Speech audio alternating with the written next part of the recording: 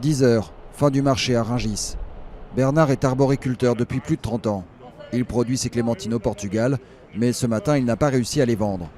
Alors il vient les offrir au potager de Marianne, la seule association caritative du marché de Rungis. Vous pouvez descendre.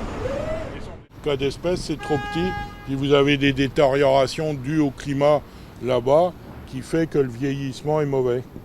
Ça, c'est un fruit qui est impeccable à l'intérieur. Il n'y a rien à jeter. C'est un défaut d'aspect qui fait que l'ensemble est difficile à commercialiser. Trop petite et abîmée, donc invendable. Sur cette palette, une tonne de clémentine, c'est environ 400 € de perte pour Bernard. Une goutte d'eau financière pour l'arboriculteur. Ce matin, il a vendu pour 12 000 € de produits. C'est comme la charité, vous avez quelqu'un qui fait la manche, vous ne lui filez pas un billet de 500. Vous lui filez une pièce d'1 € ou 2 €, mais vous vous arrêtez là. Vous ne vous mettez pas en péril parce que vous donnez à quelque chose. À l'intérieur du hangar, une vingtaine de salariés de l'association sélectionnent et nettoient des fruits de saison. Et d'autres, importés de l'autre bout du monde. Il faut trier les fruits trop mûrs des fruits comestibles, comme dans ces cajots de clémentines. J'ai appris le chiffre, 2 fruits et légumes sur 3 sont jetés. Donc si on a 3000 tonnes de pommes, 2000 tonnes vont être jetées.